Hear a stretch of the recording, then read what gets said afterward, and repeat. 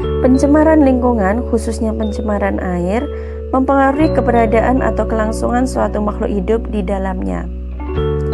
Apabila ada salah satu komponen yang berubah, menyebabkan perubahan pada makhluk hidup lain yang tidak mampu beradaptasi dengan perubahan yang terjadi. Pencemaran lingkungan merupakan satu dari beberapa faktor yang mempengaruhi kualitas lingkungan. Menurut Undang-Undang RI Nomor 23 Tahun 1997, pencemaran lingkungan adalah masuknya atau dimasukkannya makhluk hidup, zat, energi, dan atau komponen lain ke dalam lingkungan hidup oleh kegiatan manusia, sehingga kualitasnya turun sampai ke tingkat tertentu yang menyebabkan lingkungan hidup tidak dapat berfungsi sesuai dengan peruntukannya. Jadi pencemaran lingkungan terjadi akibat dari kumpulan kegiatan manusia atau populasi dan bukan dari kegiatan individu atau Suatu zat dikatakan telah mencemari lingkungan apabila kadarnya melebihi batas normal, berada pada waktu yang tidak tepat dan tempat yang tidak semestinya. Manusia tidak dapat mencegah pencemaran lingkungan yang diakibatkan oleh faktor alam. Tetapi manusia dapat berusaha mengendalikan pencemaran yang diakibatkan oleh kegiatannya sendiri. Dikatakan mengalami pencemaran air apabila air itu berubah baik warna, bau, maupun rasanya. Air yang tercemar memiliki keasaman yang berbeda dengan air yang tidak tercemar.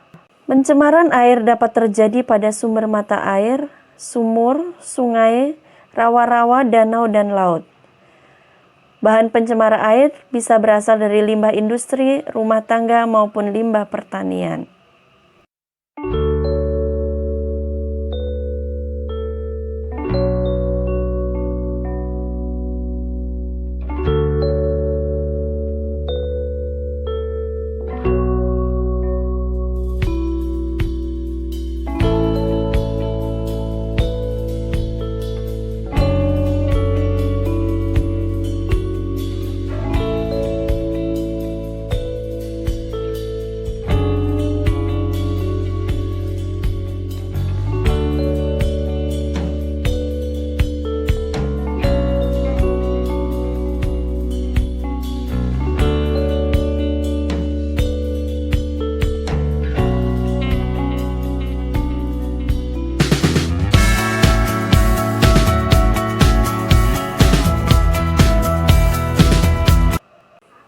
Menanggulangi pencemaran air adalah dengan menetralkan air dari bahan-bahan tersuspensi dan terapung dengan menguraikan bahan, yakni bahan organik yang dapat terurai oleh aktivitas makhluk hidup, meminimalkan bakteri patogen.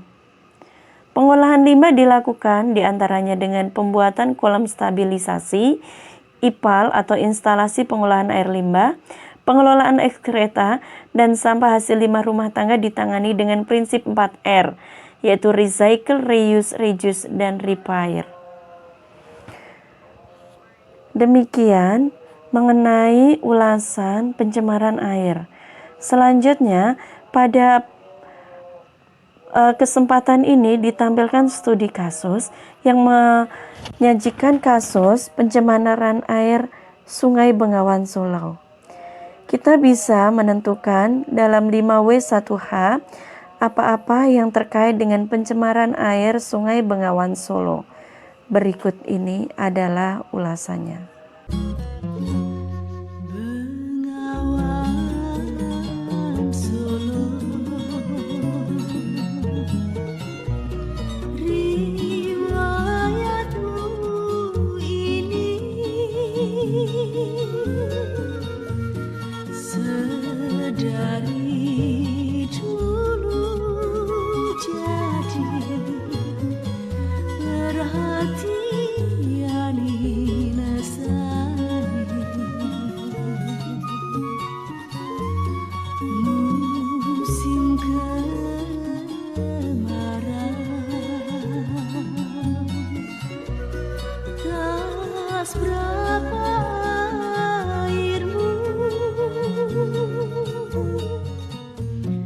Di musim hujan